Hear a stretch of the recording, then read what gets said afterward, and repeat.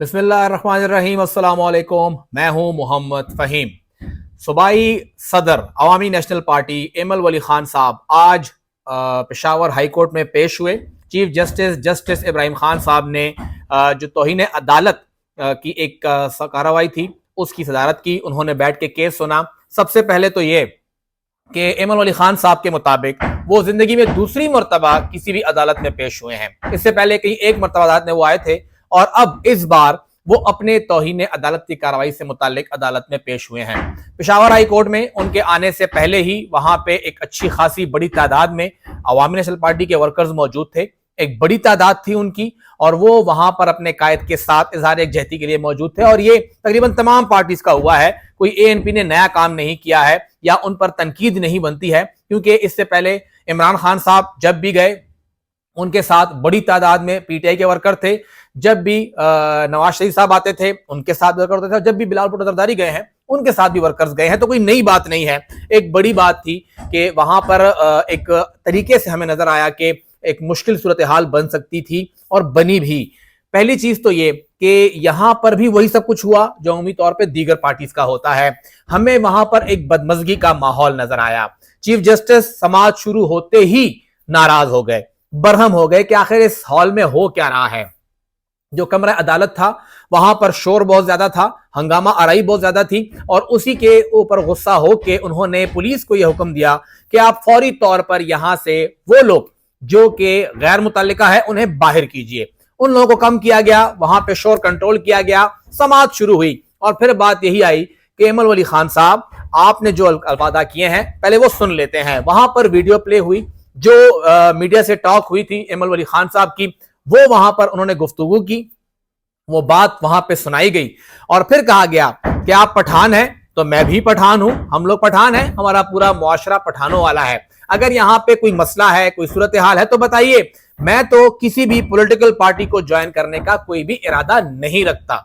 31 साल सर्विस में chief justice Ibrahim Khan साहब ने कहा कि मैं यहां पे 31 साल से रोजा रखे हुए हूं, किसी का पानी तक मैंने नहीं पिया और अपने काम से काम रखा है। इमरान अली खान साहब ने कहा कि मैंने कोई भी तौहीन नहीं की है, मैंने हमेशा अदालतों का एहतराम किया है, एक गिला किया है जो मेरा हक था। उसके जवाब में कहा गया कि गिला तो औरतें करती हैं।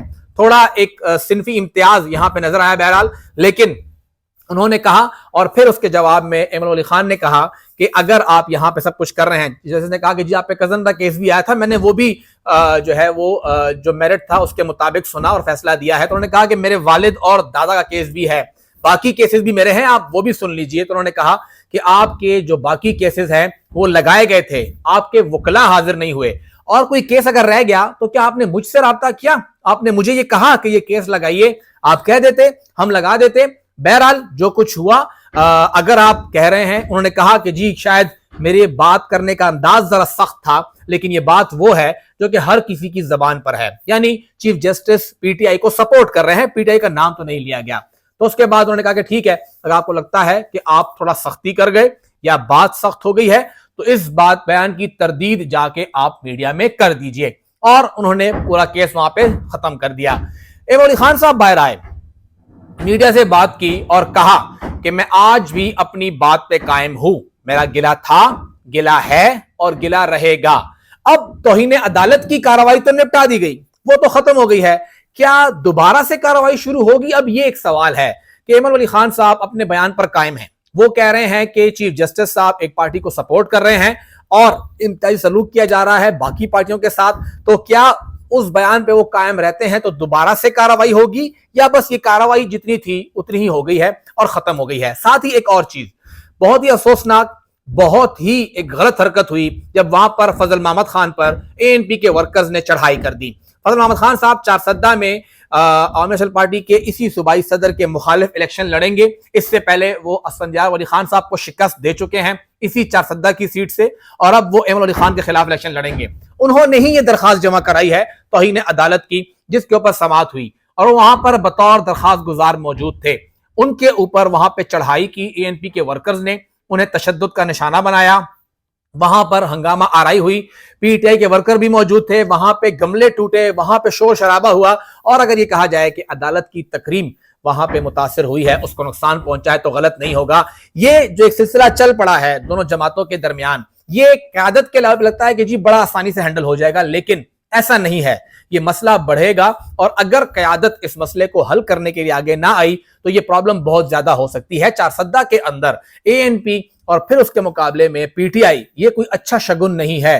انتخابات میں کمپٹیشن ہونا چاہیے، مقابلہ ہونا چاہیے، ایک پارٹی اچھی ایک بری، مقابلے کی فضا ہوگی، لیکن لڑائی جھگڑا اور پھر سب کچھ کرنا، پھر ہم نے دیکھا کہ کچھ اور PTI کے لوگوں نے ایمل ولی خان صاحب کے حوالے سے، ان کی ذات کے حوالے سے بہت ہی غلط لینگویج استعمال کی۔ یہ بھی نہیں ہونا چاہیے۔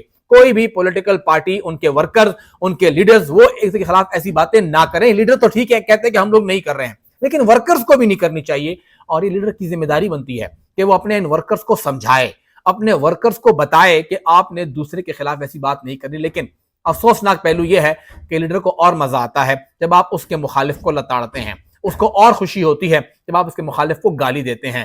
لیکن یہ جو توہین عدالت کی کارروائی ہے، یہ مجھے ختم ہوتی ہوئی نظر نہیں آ رہی ہے، کیونکہ اب جو کچھ ہوا ہے، جو کچھ فضل محمد خان صاحب کے ساتھ ہوا ہے، اور پھر باہر آ کے ایمل ولی خان نے کہا کہ میں اپنے بیان پہ قائم ہوں، اپنے بیان سے پیچھے نہیں ہو رہا ہوں، تو عین ممکن ہے کہ ہمیں پشاور ہائی کورٹ میں ایک اور درخواست یا اسی درخواست کو ری اوپن کرنے کی درخواست ملے۔